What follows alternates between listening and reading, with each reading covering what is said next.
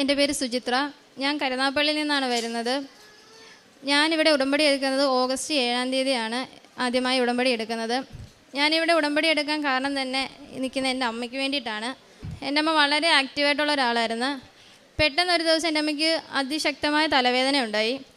തലവേദന എന്ന് പറഞ്ഞാൽ ഹോസ്പിറ്റലിൽ കൊണ്ട് ഇഞ്ചക്ഷൻ എടുത്തിട്ടൊന്നും ശരിയാവുന്നില്ല, മാറുന്നില്ല. ഞങ്ങളങ്ങനെ പുഷ്പഗിരി കൊണ്ടുപോയി CT സ്കാൻ എടുത്തപ്പോഴാണ് ചെറിയ രീതിയിലുള്ള ഒരു ബ്ലീഡിങ് ഉണ്ടെന്ന് കാണിച്ചത്. അങ്ങനെ അവിടെ എങ്ങും NICU ഇല്ലാത്തതുകൊണ്ട് ഞങ്ങൾ ഉടനെ തന്നെ അമ്മയെ ഇൻഡോ അമേരിക്കൻ ഹോസ്പിറ്റലിൽ എത്തിക്കുകയായിരുന്നു. അവിടെ എത്തിച്ച് സ്കാനിങ്ങും കാര്യങ്ങളെല്ലാം കഴിഞ്ഞ് സർജറി വേണമെന്ന് അവർ ആവശ്യപ്പെട്ടു. സർജറിക്ക് കയറ്റുന്നതിന് ഒരു 1 ഹവറിന് മുന്നേ തന്നെ അമ്മയ്ക്ക് വീണ്ടും സിവിയർ ആയിട്ടുള്ളൊരു ബ്ലീഡിങ് വീണ്ടും ഉണ്ടായി. അത് സ്ട്രോക്കിലേക്ക് വഴി നയിച്ചു. അങ്ങനെ ഞങ്ങൾക്ക് ഞങ്ങളുടെ അമ്മയെ കിട്ടുന്നില്ല എന്നൊരവസ്ഥയായി. ഞങ്ങൾ ഹോസ്പിറ്റലിൽ ഇരുന്ന് ഞാനും എൻ്റെ ചേച്ചിയും വലിയവായി കരഞ്ഞുകൊണ്ടിരിക്കുകയാണ്. അപ്പോഴാണ് സുമിത എന്നൊരു ചേച്ചി ഞങ്ങളുടെ അടുത്തേക്ക് വരികയും മാതാവിൻ്റെ ഒരു കാശ് രൂപം ഞങ്ങളുടെ കയ്യിൽ വെച്ച് തന്നു. എന്നിട്ട് പറഞ്ഞു, നിങ്ങളിത് വെച്ച് പ്രാർത്ഥിക്കൂ, നിങ്ങളുടെ അമ്മയ്ക്ക് ഒരു പ്രശ്നം ഉണ്ടാകില്ലെന്ന്. എൻ്റെ പേഴ്സണലി എനിക്ക് കൃപാസനത്തെക്കുറിച്ച് അന്ന് അറിയില്ലായിരുന്നു. പക്ഷെ ഞങ്ങൾ പിന്നെ ഓൺലൈനായിട്ട് പ്രാർത്ഥിക്കാൻ തുടങ്ങി. 2 ദിവസം ഞങ്ങൾ പ്രാർത്ഥിച്ച് ഞങ്ങളുടെ അമ്മയിൽ ഒരു നേരിയ വ്യത്യാസം ഞങ്ങൾ കണ്ടു. പിറ്റേ ദിവസം തന്നെ ഞങ്ങളുടെ അച്ഛൻ്റെ അനുവാദം വാങ്ങി ഞങ്ങൾ 2 പേരും ഇവിടെ എത്തുകയാണ് ഉണ്ടായത്. നമുക്ക് ആദ്യം കാര്യങ്ങളൊന്നും അറിയില്ലായിരുന്നു. അതുകൊണ്ട് തന്നെ വന്ന ദിവസം ഞങ്ങൾക്ക് ഉടമ്പടി എടുക്കാൻ സാധിച്ചില്ല. ഞങ്ങൾ വളരെ വിഷമത്തോടെയാണ് മാതാവിനോട് പ്രാർത്ഥിച്ച് ഞങ്ങൾ വളരെ വിഷമത്തോടെ ഞങ്ങൾ തിരിച്ചെത്തി. അപ്പോൾ അമ്മയുടെ കണ്ടീഷൻ എന്ന് പറഞ്ഞാൽ അമ്മയ്ക്ക് ഓർമ്മശക്തി ഇല്ല, അച്ഛനെ അറിയില്ല, മക്കളായ ഞങ്ങൾ 3 പേരാണ് മക്കൾ, ഞങ്ങളെ മക്കളെ അറിയില്ല, പേരറിയില്ല, ഒന്നും അറിയില്ല. അങ്ങനെ ഒരു കണ്ടീഷനിലേക്ക് അമ്മ മാറിയായിരുന്നു. അങ്ങനെ അവിടെ എത്തിയപ്പോൾ ഞങ്ങൾ അറിയുന്നത് അമ്മ ചെറിയ രീതിയിൽ അച്ഛനെ മനസ്സിലാക്കിയെന്നുള്ളതാണ്. നമുക്ക് ഒരുപാട് സന്തോഷം തോന്നി. പിറ്റേ ദിവസം തന്നെ ഞങ്ങൾ രാവിലെ ഞങ്ങൾ അവിടെ നിന്ന് ഹോസ്പിറ്റലിൽ നിന്ന് ഞങ്ങൾ ഇവിടെ എത്തി ഞങ്ങൾ ഉടമ്പടി ഉടമ്പടി എടുത്ത് നമ്മൾ മാതാവിനോട് പ്രാർത്ഥിച്ച് ഞങ്ങൾ ഹോസ്പിറ്റലിൽ വീണ്ടും എത്തിയപ്പോഴും നമുക്ക് വളരെ പോസിറ്റീവായിട്ടുള്ള കാര്യങ്ങളാണ് ഡോക്ടേഴ്സ് നമ്മളോട് പറഞ്ഞത്. അങ്ങനെ ഞങ്ങൾ ഡിസ്ചാർജായി വീട്ടിലെത്തി നമ്മൾ നന്നായി പ്രാർത്ഥിക്കുന്നുണ്ട്, മാതാവിനോട് എല്ലാ കാര്യങ്ങളും പറയുന്നുണ്ട്. എന്നിരുന്നാൽ പോലും അമ്മയ്ക്ക് വീണ്ടും ദേഹമൊക്കെ തടിച്ച് അങ്ങനെ സീരിയസ് ആയി. നമ്മൾ വീണ്ടും ഹോസ്പിറ്റലിൽ പോയി നമ്മൾ അമ്മയെ ഹോസ്പിറ്റലിൽ കൊണ്ടുപോയി. ഞങ്ങൾ തിരിച്ചിവിടെ വന്നു, മാതാവിനോട് കരഞ്ഞ് ഞങ്ങൾ പ്രാർത്ഥിച്ചതിൻ്റെ ഫലമായി നമ്മൾ തിരിച്ച് ഹോസ്പിറ്റലിൽ എത്തിയപ്പോഴും വീണ്ടും നമുക്ക് വളരെ പോസിറ്റീവായിട്ടുള്ള കാര്യങ്ങളാണ് കേട്ടത്. അപ്പോൾ നമ്മുടെ അമ്മയുടെ വലതുഭാഗം പൂർണ്ണമായും തളർന്നിരുന്നു. ഞങ്ങൾ അതിൻ്റെ അടുത്ത മാസം ഫിസിയോതെറാപ്പി അവിടെ തന്നെ സ്റ്റാർട്ട് ചെയ്തപ്പോൾ അമ്മ നടക്കുന്നില്ല, കാലനങ്ങുന്നില്ല, കൈ അനങ്ങുന്നില്ല. ഞങ്ങൾ ദിവസേന ഇരുന്ന് കരച്ചില്ല. മാതാവല്ലാതെ വേറെ ഒരാശ്രയവും ഞങ്ങൾക്കില്ലായിരുന്നു. ഞങ്ങൾ പിറ്റേ മാസം ഞങ്ങൾ ഇവിടെ വന്ന് ഞങ്ങൾക്ക് എനിക്ക് പറയേണ്ടത് എന്താണെന്നറിയില്ല. ഞങ്ങളിവിടെ പ്രാർത്ഥിച്ച് ഞങ്ങൾ അവിടെ ചെല്ലുമ്പോൾ ഞങ്ങളുടെ അമ്മയെ 2 പേര് താങ്ങിയിട്ടാണെങ്കിൽ കൂടും ഞങ്ങളുടെ അമ്മ കാലെടുത്ത് നടന്നു വരുന്നതാണ് ഞങ്ങൾ കാണുന്നത്. അത് ഞങ്ങൾ പ്രായം വളരെ കുറവാണ്. ഞങ്ങളുടെ അമ്മ ഞങ്ങൾക്ക് നഷ്ടപ്പെടുന്ന ഒരു അവസ്ഥയിൽ നിന്ന് ഞങ്ങളുടെ അമ്മ ഇന്നത്തെ ഈ അമ്മയാക്കി മാതാവ് ഞങ്ങൾക്ക് തന്നു. നമുക്കതിൽ വലിയൊരു അനുഗ്രഹം ഞങ്ങൾക്ക് കിട്ടാനില്ല.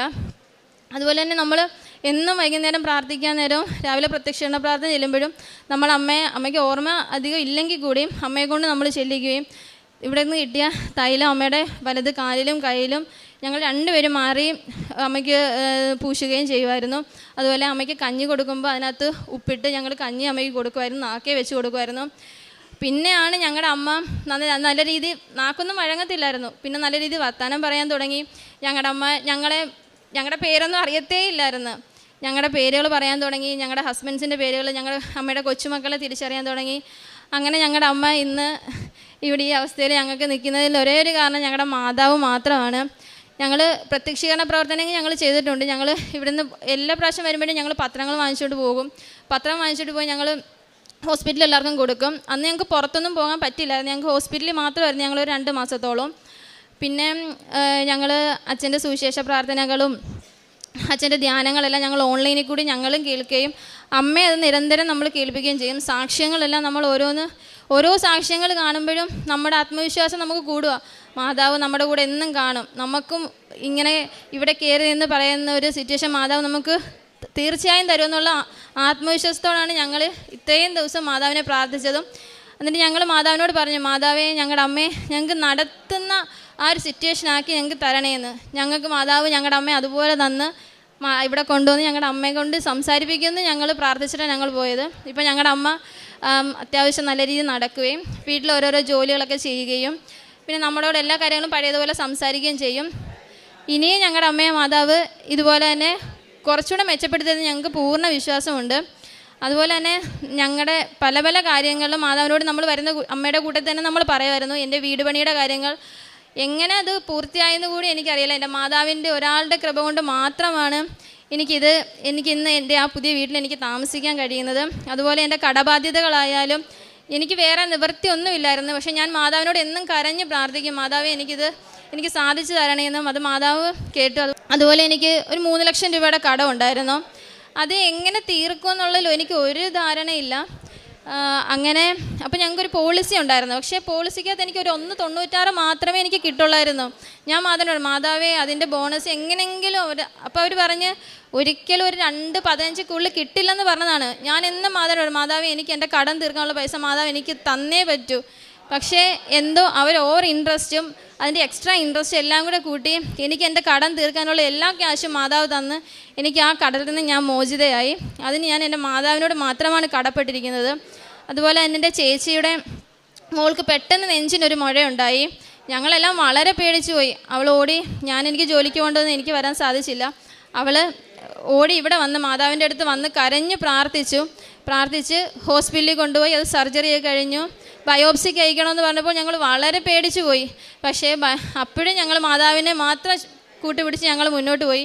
മാതാവ് ഞങ്ങൾക്കത് സാധിച്ചു തന്നു. ഒരു കുഞ്ഞിന് ഒരു കുഴപ്പമില്ല. ബയോപ്സി റിപ്പോർട്ട് വന്നപ്പോഴും കുഴപ്പമൊന്നുമില്ല. മിടുക്കിയായിട്ട് ഇപ്പോൾ എക്സാമിന് പോയിരിക്കുകയാണ്.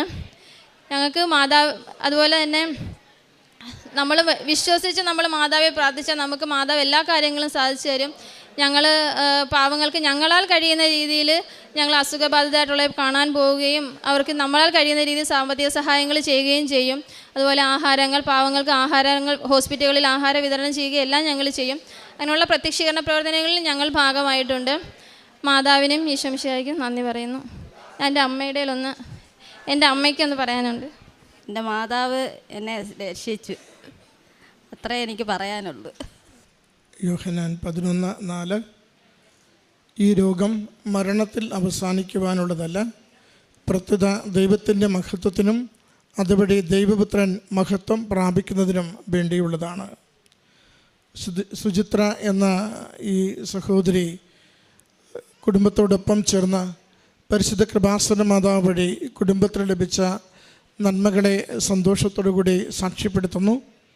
ഏറ്റവും പ്രാധാന്യത്തോടെ മകൾ പങ്കുവച്ചത് അമ്മയ്ക്കുണ്ടായ സ്ട്രോക്കും ഏതാണ്ട് ശരീരം പാരലൈസ്ഡായി പോയ വിഷയങ്ങളും അതിൽ നിന്ന് അമ്മ മാതാവിൻ്റെ ഉടമ്പടി നേർച്ച വസ്തുക്കളുടെ പ്രയോഗത്തിലൂടെ അമ്മയുടെ ശാരീരിക ആരോഗ്യം തിരികെ ലഭിച്ചത്, തളർച്ച മാറിയത്, കൈകാലുകളുടെ ചലനശേഷി ലഭിച്ചത്, നടക്കുവാനും സാധാരണ ജീവിതം നയിക്കുവാനും അമ്മയ്ക്ക് ഈ നാളുകളിൽ സാധിക്കുന്നത്, ഇങ്ങനെ ആദ്യം ഒരു അപരിചിതയായ വ്യക്തിയിലൂടെ ലഭിച്ച ഒരു കാശുരൂപവും ഇത്തിരി ഉപ്പും അതിലൂടെ അമ്മയ്ക്ക് കൊടുത്തുകൊണ്ട് തുടങ്ങിയ പ്രാർത്ഥന, പിന്നീട് അതുവഴി ലഭിച്ച ആ കൈയുടെ ഒരു ചെറിയ ചലനം കൊണ്ട് ആ കൃപാസന മാതാവിൽ മക്കൾക്ക് 2 പേർക്കുമുണ്ടായ വലിയ വിശ്വാസം, ഓടി അമ്മ മാതാവിൻ്റെ തിരുനടയിലെത്തി പ്രാർത്ഥിച്ച് തിരികെ ചെല്ലുമ്പോഴുണ്ടായ കൂടുതൽ പുരോഗതി, വീണ്ടും അടുത്ത ദിവസം അമ്മയുടെ തിരുനടയിലെത്തി ഉടമ്പടി എടുത്ത് അന്ന് മുതൽ ഉടമ്പടിയുടെ ഓരോ പ്രാർത്ഥനകളും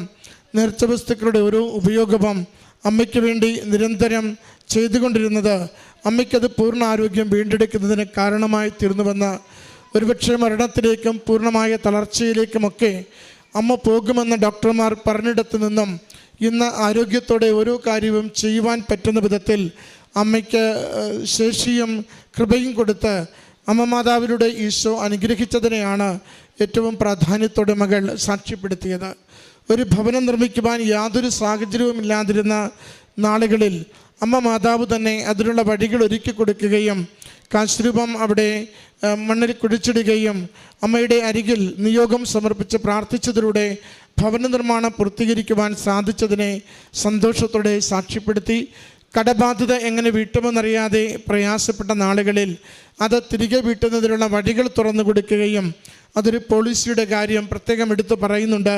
അതിൽ അത്രയൊന്നും പണം തിരികെ കിട്ടില്ലെന്ന് അറിയാമായിരുന്നിട്ടും നിരന്തരമായി അവരെ സമീപിക്കുകയും സംസാരിക്കുകയും ഓരോ കാര്യവും ചോദിച്ചറിയുകയും ചെയ്തതിലൂടെ കടം വീട്ടുന്നതിനാവശ്യമായത് കണ്ടെത്തുവാൻ മകൾക്ക് സാധിച്ചതിനെയാണ് സാക്ഷ്യപ്പെടുത്തുക.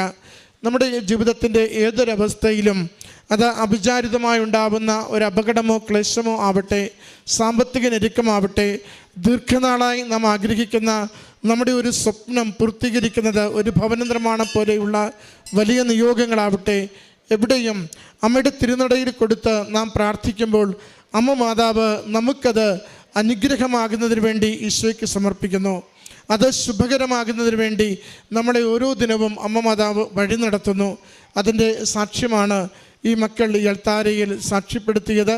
ഈ കുടുംബത്തിന് ലഭിച്ച ഓരോ അനുഗ്രഹത്തിനും അമ്മ മാതാവിനും തിരുക്കുമാരനും നന്ദി പറഞ്ഞുകൊണ്ട് കരങ്ങളടിച്ച് ഈ സാക്ഷ്യം നമുക്ക് സമർപ്പിക്കാം. അത്യപൂർവ ദൈവാനുഭവങ്ങൾ ഇനി നിങ്ങൾക്കും സ്വന്തം. ഈ യൂട്യൂബ് ചാനൽ ഇതുവരെ സബ്സ്ക്രൈബ് ചെയ്തിട്ടില്ലെങ്കിൽ ഇപ്പോൾ തന്നെ സബ്സ്ക്രൈബ് ചെയ്യുക. ഈ വീഡിയോ ഇപ്പോൾ തന്നെ നിങ്ങളുടെ സുഹൃത്തുക്കൾക്ക് ഷെയർ ചെയ്തുകൊണ്ട് കർത്താവിൻ്റെ പ്രേക്ഷിതരാകുക.